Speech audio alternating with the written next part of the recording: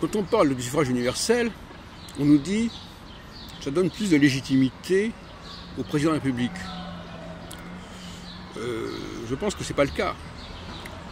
Quelqu'un qui est élu par des parlementaires, par des notables, par des gens qui s'y connaissent, a beaucoup plus de légitimité que quelqu'un qui est élu, même s'il y a une quantité beaucoup plus grande de votants, par le suffrage universel.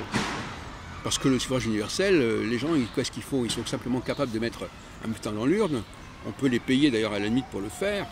Et ils n'ont besoin de parler, pas besoin, il suffit de lever le doigt. Donc, il vaut mieux être élu par un petit nombre de gens compétents que par un grand nombre de gens incompétents. Ça paraît évident. C'est pour ça que l'élection... alors par contre, je dirais clairement que l'élection au suffrage universel du président de la République aujourd'hui me paraît un manque de légitimité. Avec la réforme de 62 qui s'est appliquée après 65, un manque de légitimité. Et au contraire, en 58, lorsque le statut de président de la République a été voté, eh bien, c'était une élection par un collège de quelques milliers ou dizaines de milliers de membres seulement. Et c'était beaucoup plus dans la légitimité. D'ailleurs, si De Gaulle a voulu cette formule, c'est précisément parce qu'il savait que c'était ça la vraie légitimité.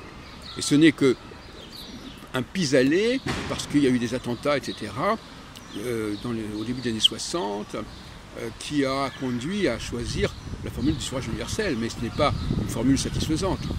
Et d'ailleurs, en 68, quand il y a eu les protestations contre De Gaulle avait été élu 3 ans plus tôt au suffrage universel. Donc, quelle légitimité ça a apporté? C'est une plaisanterie. La forme du vote, moi j'avais beaucoup de pitié pour Michel Onfray qui dit en plus, ce qui me paraît un contresens majeur, que le vote, il faut respecter le vote populaire. C'est un vote complètement nul. Qu'est-ce que c'est des gens qui votent, qui mettent un mot, qui mettent un bulletin, ça ne veut strictement rien dire. En tout cas, s'ils n'ont aucune formation, s'ils n'ont absolument pas fait leur preuve de leur capacité, de leur compétence, comme l'ont fait les notables ou les députés ou les sénateurs, etc., qui élisent un président public ou qui élisent les sénateurs d'ailleurs aussi, ça n'a pas beaucoup d'intérêt. D'autre part, et je terminerai là-dessus, les chefs ont le droit de changer. Le peuple doit s'en tenir à ce qui a été convenu, mais si le chef considère qu'il faut changer les choses, il le fait. On sait par exemple que dans différentes réunions, par exemple, sur un terrain de football, par exemple, qui est-ce qui décide de changer, de remplacer quelqu'un sur le terrain par quelqu'un d'autre? C'est bien l'entraîneur. C'est pas les joueurs qui vont décider de changer quoi que ce soit à la stratégie ou au recrutement.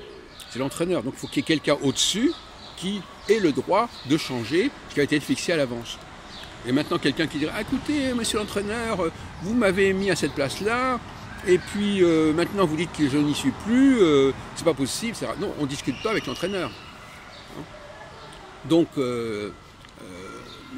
cette volonté de la part de la base d'imposer sa loi et d'empêcher les gens au-dessus de changer les choses, c'est inacceptable. D'ailleurs, la notion de miracle, j'en ai parlé encore hier, dans un café philo McDo, la notion de miracle, c'est avant tout la preuve que celui qui est au-dessus, le Seigneur, celui qui est au-dessus, il peut changer les lois de la nature éventuellement, en tout cas les lois de la politique, ou les lois du sport, ou le programme qui a été fixé, ce qui a été mis en place, il peut le changer, et c'est nécessaire.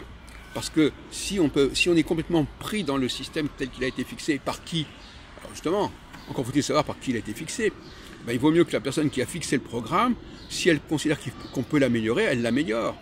Et non pas avoir un programme qui a été fixé par quelqu'un qui n'est plus là, et par conséquent, on est obligé de s'en tenir, quoi qu'il en soit, on ne peut pas l'ajuster, on ne peut pas l'adapter, etc., etc.